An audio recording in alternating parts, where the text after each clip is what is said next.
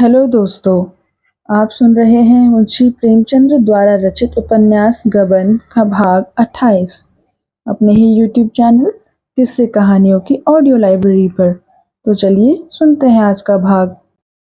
दारोगा को भला कहाँ चैन। रमा के जाने के बाद 1 घंटे तक उनका इंतजार करते रहे। फिर घोड़े पर सवार हुए और देवी दीन के घर जा पहुंचे।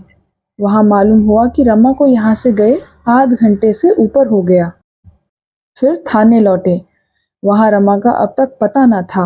समझे देवदीन ने धोखा दिया, कहीं उन्हें छिपा रखा होगा।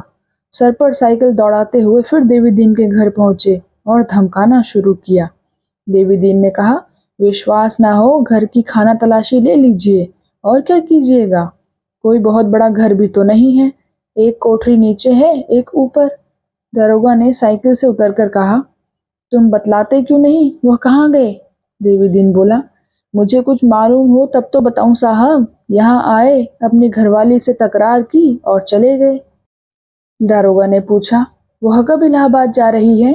देवीदीन बोला, इलाहाबाद जाने की तो बाबूजी ने कोई बातचीत नहीं की। जब तक हाईकोर्ट का फैसला न हो जाएगा वह यहाँ से न जाएगी। दारोगा बोला, मुझे तुम्हारी बातों का यकीन नहीं आता। यह कहते हुए दारोगा नीचे की कोठरी में घुस गए और हर एक चीज को गौर से देखा। फिर ऊपर चढ़ गए। वहां 3 औरतों को देखकर चौंके। ज़ोहरा को शरारत सूझी तो उसने लंबा सा घूंघट निकाल लिया और अपने हाथ साड़ी में छिपा लिए।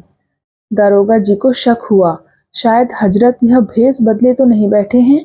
देवीदीन से पूछा, यह तीसरी औरत कौन। देवीदीन ने कहा, मैं नहीं जानता, कभी कभी बहू से मिलने आ जाती है।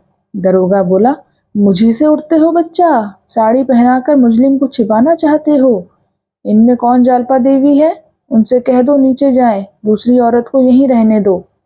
जालपा हट गई तो दरोगा जी ने ज़ोहरा के पास जाकर कहा, क्यों हजरत, मुझसे यहाँ चालें।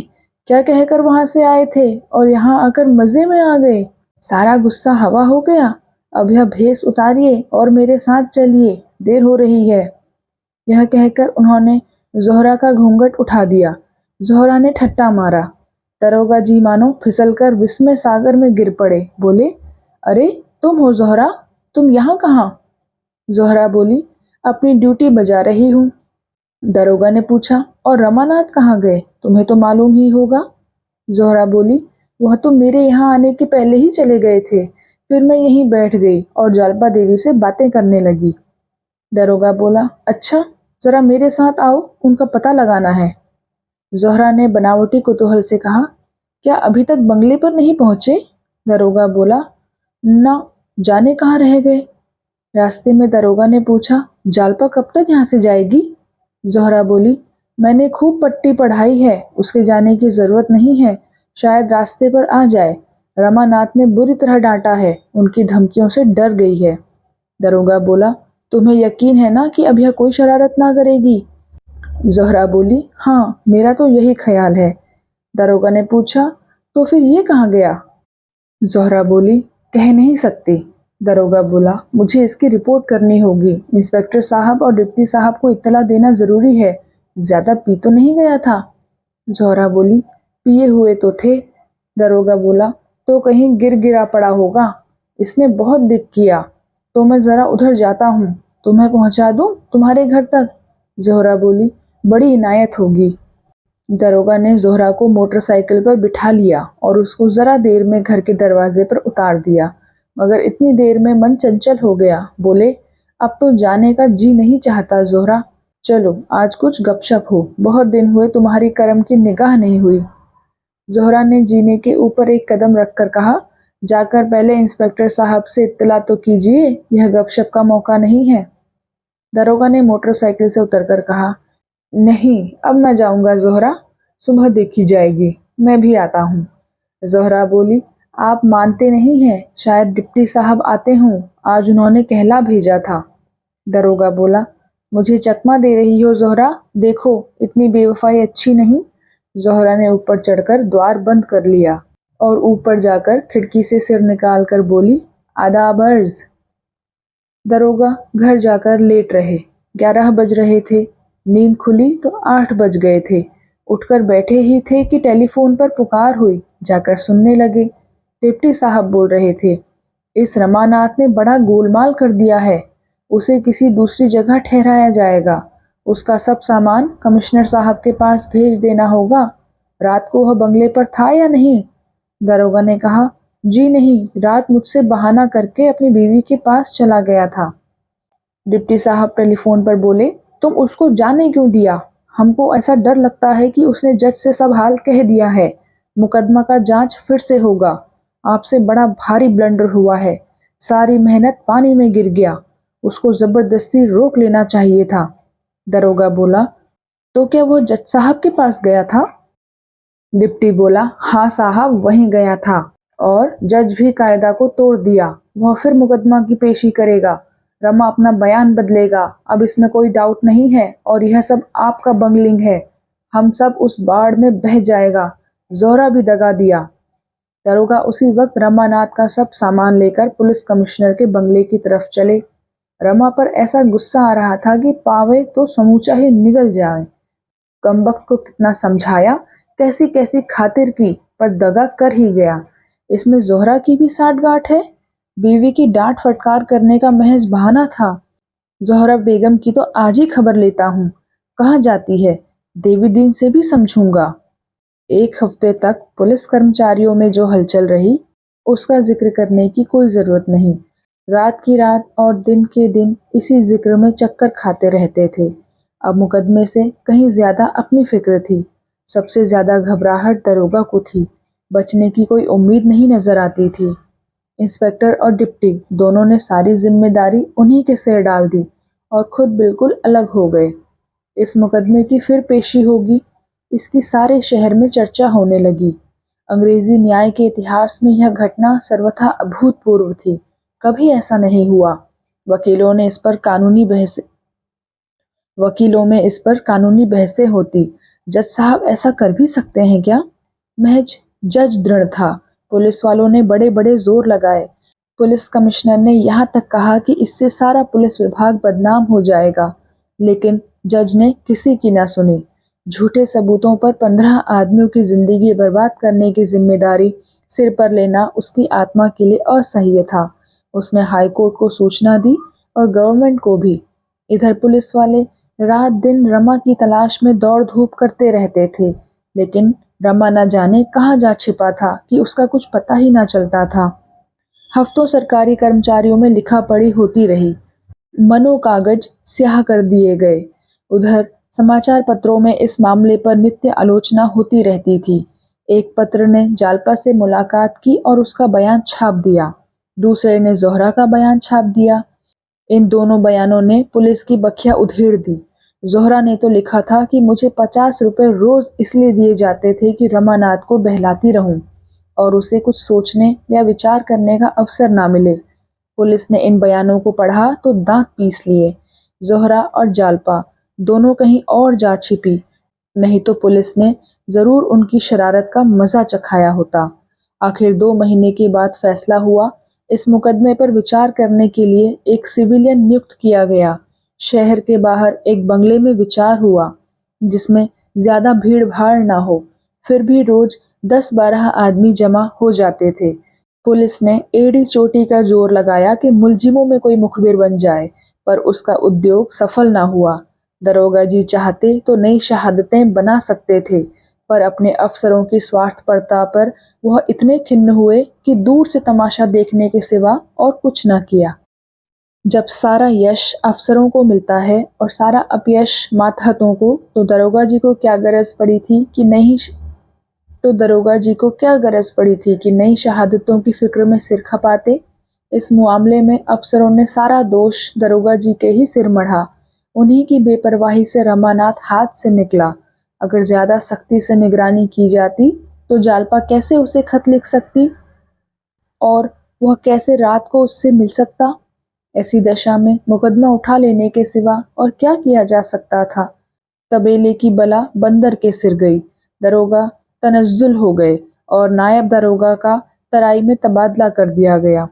जिस दिन मुलजिमों को छोड़ा गया, आधा शहर उनका स्वागत करने को जमा था। पुलिस ने 10 बजे रात को उन्हें छोड़ा पर दर्शक जमा हो ही गए। लोग जालपा को भी खींच ले गए। पीछे पीछे देवीदीन भी पहुंचा। जालपा पर फूलों की वर्षा हो रही थी और जालपा देवी की जय के नारे से आकाश गूंज रहा था।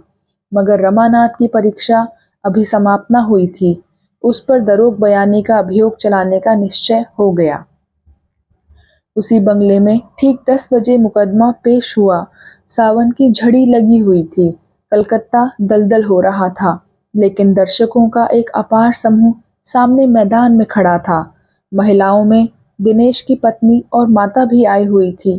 पेशी से 10-15 मिनट पहले जालपा और जोहरा भी बंद गाड़ियों में आ पहुंची। महिलाओं को अदालत के कमरे में जाने की आज्ञा मिल गई। पुलिस की शहादतें शुरू हुई। डिप्टी सुपरिटेंडेंट, इंस्पेक्टर, दरोगा, नायब दरोगा सभी के बयान हुए। दोनों तरफ के वकीलों ने जिरहें भी की, पर इन कार्रवाइयों में उल्लेखनीय कोई बात न थी। ज़ाब्ते की पाबंदी की जा रही थी। इसके बाद रमानाथ का बयान हुआ, पर उसमें भी कोई नई बात न थी। उसने अपने जीवन के गत 1 वर्ष का पूरा वृत्तांत कह सुनाया, कोई बात न छिपाई। वकील के पूछने पर उसने कहा, जालपा के त्याग, निष्ठा और सत्य प्रेम ने मेरी आंखें खोली, और उससे भी ज्यादा जोहरा के सौजन्य और निष्कपट व्यवहार ने। मैं इसे अपना सौभाग्य समझता हूँ कि मुझे उस तरफ से प्रकाश मिला जिधर औरों को अंधकार मिलता है। विश्व में मुझे सुधा प्राप्त हो गई। इसके बाद सफाई की तरफ से देवीदीन, जालपा और जोहरा के बयान हुए। वकीलों ने इनसे भी सवाल किया, पर सच्चे गवाह क्या उखड़ते। जोहरा का बयान बहुत ही प्रभावोत्पादक था। उसने देखा, जिस प्राणी को जंजीरों से जकड़ने के लिए वह भेजी गई है, वह खुद दर्द से तड़प रहा है। उसे मरहम की जरूरत है, जंजीरों की नहीं।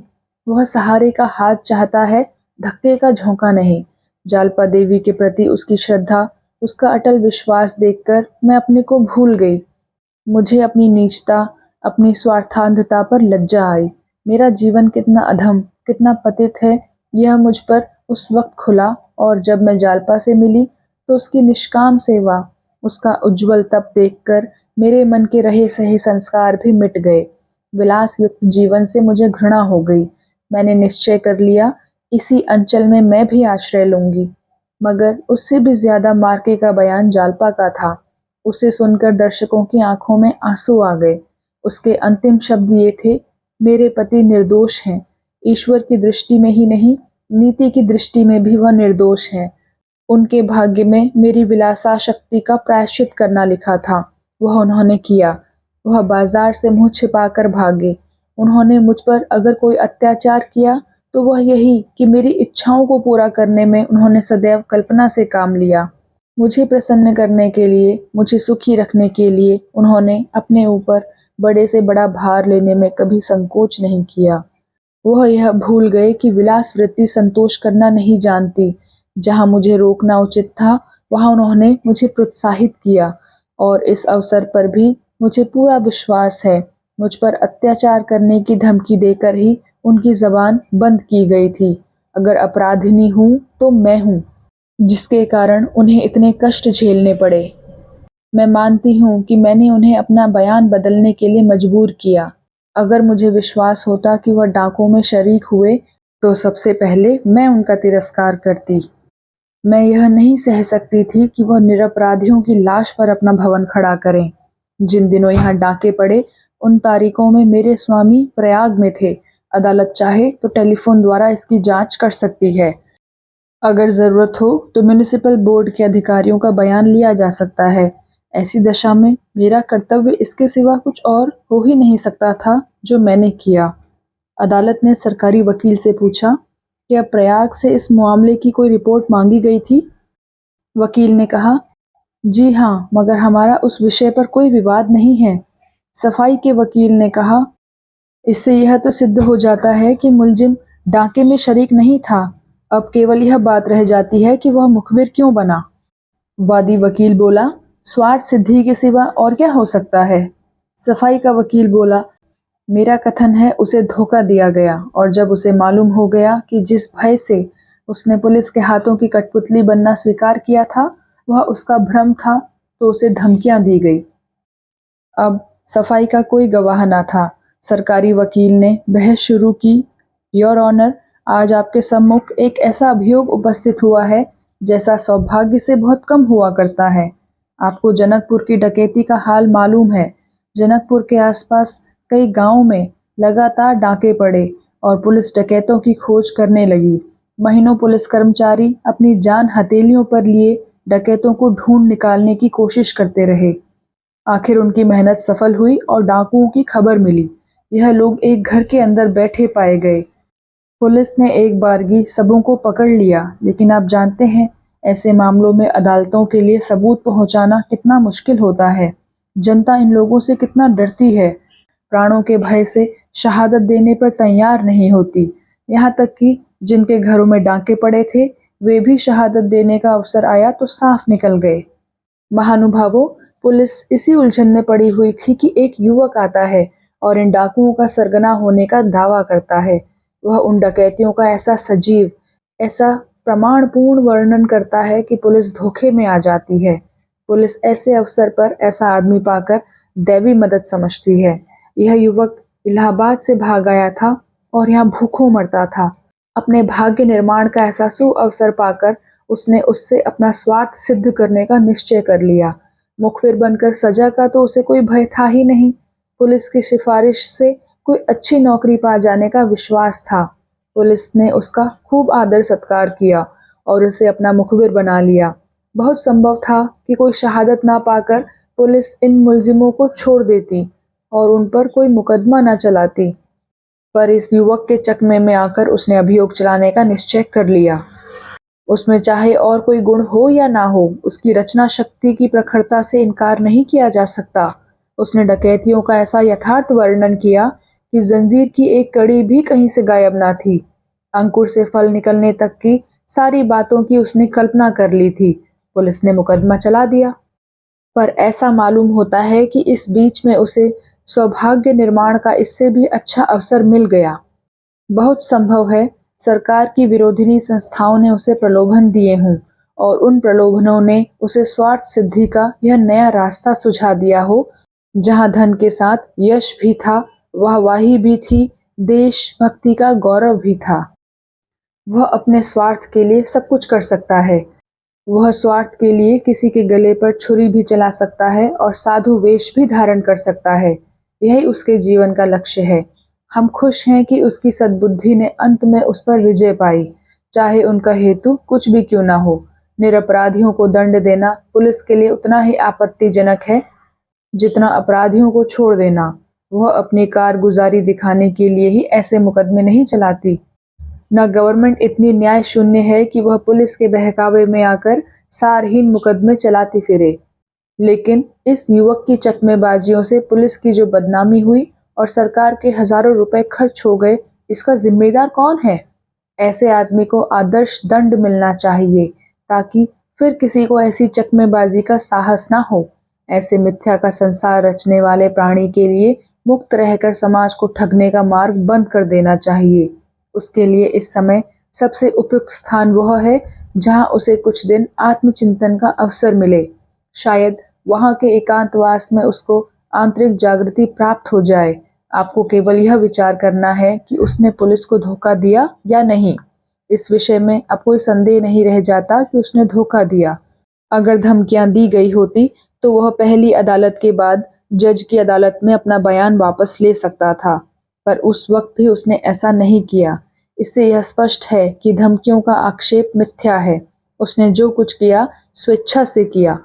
ऐसे आदमी को यदि दंड न दिया गया तो उसे अपनी कुटिल नीति से काम लेने का फिर साहस होगा और उसकी हिंसक मनोवृत्तियां और भी बलवान हो जाएंगी। फिर सफाई के वकील ने जवाब दिया, यह मुकदमा अंग्रेजी इतिहास में ही नहीं, शायद सर्वदेशीय न्याय के इतिहास में एक अद्भुत घटना है। रमानाथ एक साधारण युवक है।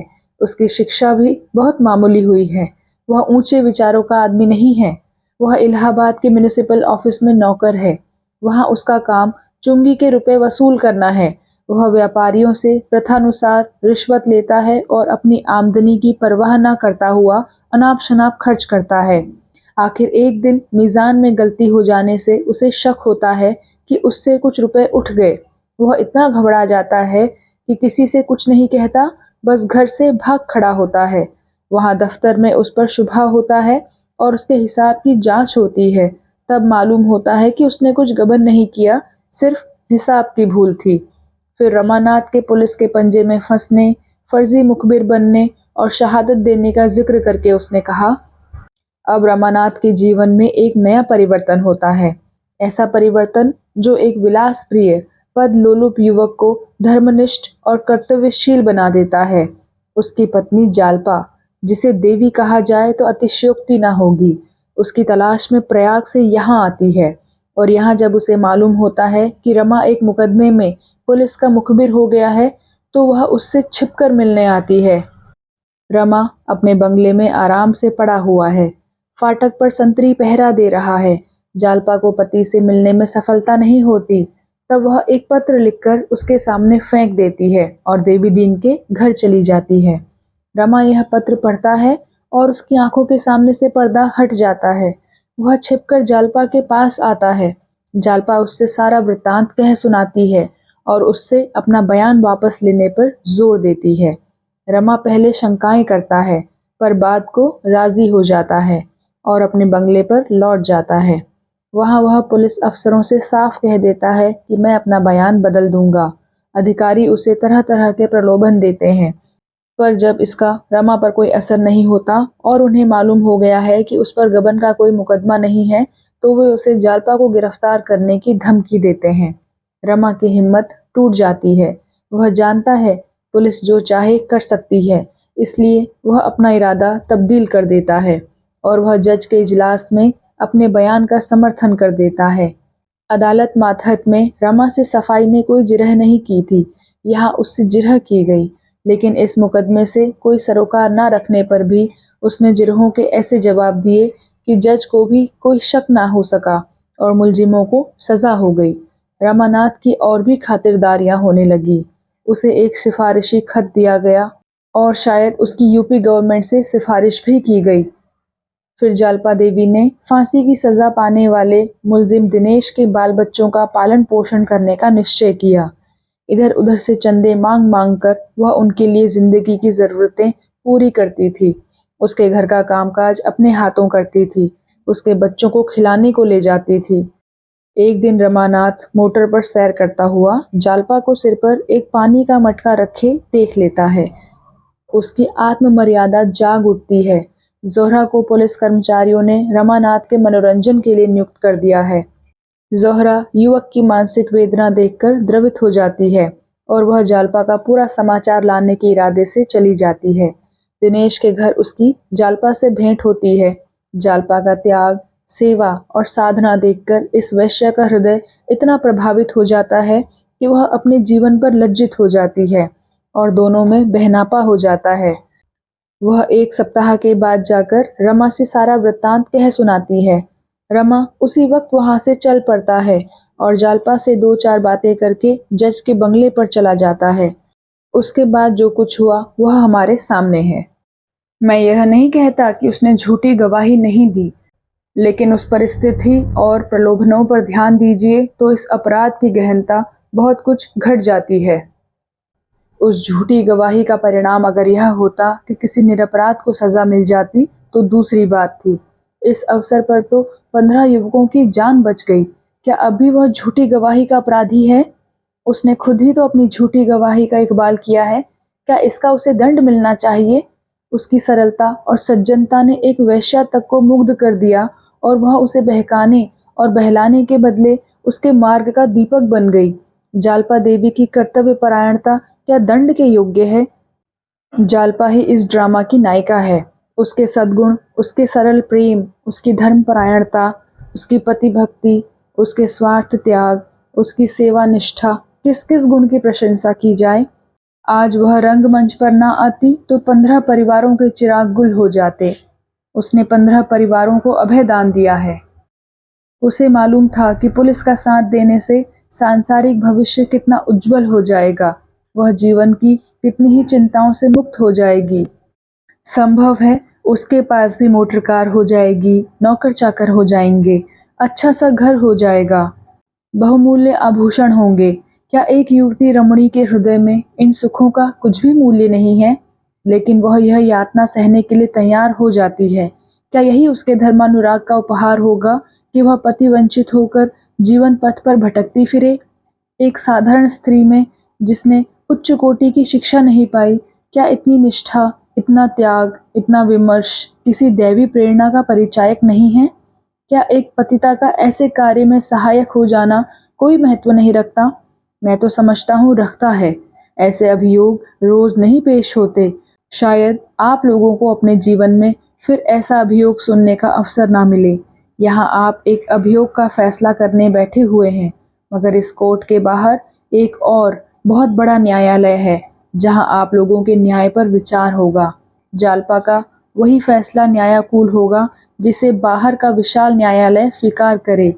वह न्यायालय कानून की बारीकियों में नहीं पड़ता, जिनमें उलझकर, जिनकी पेचीदगियों में फंसकर हम अक्सर पथभ्रष्ट हो जाया करते हैं। अक्सर दूध का पानी और पानी का दूध कर बैठते हैं। अगर आप झूठ पर पश्चाताप करके सच्ची बात कह देने के लिए, भोग विलास युक्त जीवन को ठुकराकर फटे हालों जीवन व्यतीत करने के लिए किसी को अपराधी ठहराते हैं, तो आप संसार के सामने न्याय का कोई ऊंचा आदर्श नहीं उपस्थित कर रहे हैं। सरकारी वकील ने इसका प्रत्युत्तर देते हुए कहा, धर्म और आदर्श अपने स्थान पर बहुत ही आदर की चीजें हैं, लेकिन जिस आदमी ने जानबूझकर झूठी गवाही दी, उसने अपराध अवश्य किया और इसका उसे दंड मिलना चाहिए। यह सत्य है कि उसने प्रयाग में कोई गबन नहीं किया था और उसे इसका भ्रम मात्र था, लेकिन ऐसी दशा में एक सच्चे आदमी का यह कर्तव्य था कि वह गिरफ्तार हो जाने पर अपनी सफाई देता। उसने सजा के भय से झूठी गवाही देकर पुलिस को क्यों धोखा दिया? यह विचार करने की बात है। अगर आप समझते हैं कि उसने अनुचित काम किया, तो आप उसे अवश्य दंड देंगे। अब अदालत के फैसला सुनाने की बारी आई। सभी को रमा से सहानुभूति हो गई थी, पर इसके साथ ही यह भी मानी हुई बात थी कि उसे सजा होगी। क्या होगी, यही देखना था। लोग बड़ी उत्सुकता से फैसला सुनने के लिए और सिमट आए। कुर्सियां और आगे खींच ली गई और कनबत्तियां भी बंद हो गई। तभी जज ने बोलना शुरू किया। मामला केवल यह है कि एक युवक ने अपनी प्राण रक्षा के लिए पुलिस का आश्रय लिया, और जब उसे मालूम हो गया कि जिस भय से वह पुलिस का आश्रय ले रहा है वह सर्वथा निर्मूल है, तो उसने अपना बयान वापस ले लिया। रमानाथ में अगर सत्यनिष्ठा होती तो वह पुलिस का आश्रय ही क्यों लेता, लेकिन इसमें कोई संदेह नहीं कि पुलिस ने उसे रक्षा का यह उपाय सुझाया और इस तरह उसे झूठी गवाही देने का प्रलोभन दिया। मैं यह नहीं मान सकता कि इस मामले में गवाही देने का प्रस्ताव स्वतः उसके मन में पैदा हो गया। उसे प्रलोभन दिया गया, जिसे उसने दंड भय से स्वीकार कर लिया। उसे यह भी अवश्य विश्वास दिलाया गया होगा कि जिन लोगों के विरुद्ध उसे गवाही देने के लिए तैयार किया जा रहा था, वे वास्तव में अपराधी थे, क्योंकि रमानाथ में जहाँ दंड का भय है, वहाँ न्याय भक्ति भी है। वह उन पेशेवर गवाहों में नहीं है जो स्वार्थ के लिए निरपराधियों को फंसाने में भी नहीं हिचकते। अगर ऐसी बात ना होती तो वह अपनी पत्नी के आग्रह से बयान बदलने पर कभी राजी ना होता। यह ठीक है कि पहली अदालत के बाद ही उसे मालूम हो गया था कि उस पर गबन का कोई मुकदमा नहीं है और जज की अदालत में वह अपने बयान को वापस ले सकता था। उस वक्त उसने यह इच्छा प्रकट भी अवश्य की, पर पुलिस की धमकियों ने फिर उस पर विजय पाई। पुलिस को बदनामी से बचने के लिए इस अवसर पर उसे धमकियां देना स्वाभाविक है, क्योंकि पुलिस को मुलजिमों के अपराधी होने के विषय में कोई संदेह न था। रमानाथ धमकियों में आ गया, यह उसकी दुर्बलता अवश्य है, पर परिस्थिति को देखते हुए क्षम्य है। इसलिए मैं रमानाथ को बरी करता हूँ। तो दोस्तों, कैसा लगा आपको आज का भाग? कृपया कमेंट सेक्शन में लिखकर ज़रूर बताइएगा। और अगर आपने अभी तक इस चैनल को सब्सक्राइब नहीं किया है, तो कृपया चैनल को सब्सक्राइब भी अवश्य कर लीजिएगा। मैं मिलती हूँ आपसे अगले भाग के साथ। तब तक के लिए धन्यवाद।